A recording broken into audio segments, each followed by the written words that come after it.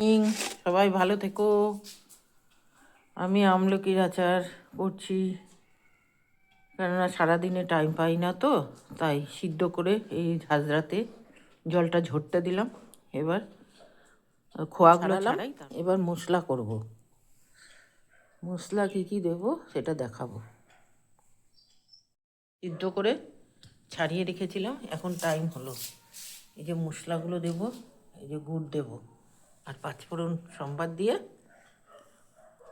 আমলকিগুলো করবো। ভাজি মশলাগুলো ভাজি আগে, তারপরে গুঁড়াবো, গুঁড়িয়ে তারপরে এই গুড় দিয়ে জাল দেব।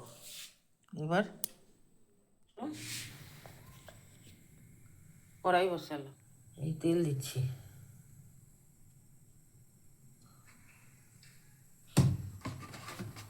এই পাঁচফোড়ন দিলাম,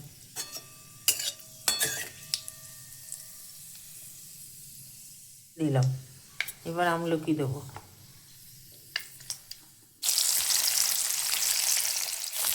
হলুদ, লবণ, নাড়াচাড়া করি। রোদে রেখেছি ভোরবেলা, সিদ্ধ করে খোয়াগুলো ছাড়িয়ে সারাদিন রোদে রেখেছি। ভেজা ছিল, নাহলে খারাপ হয়ে যাবে তো, তাই জন্য এই সন্ধ্যাবেলা করলাম, সন্ধ্যাবেলা করলাম।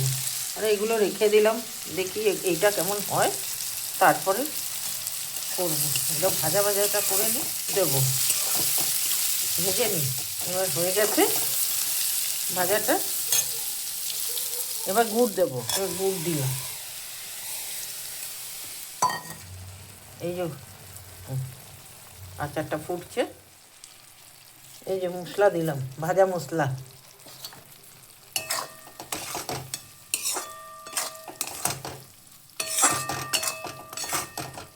কাচের বয়মে ঢেলে রাখবো। এর আচার করবো, এটা করলাম, অল্প অল্প করে করবো।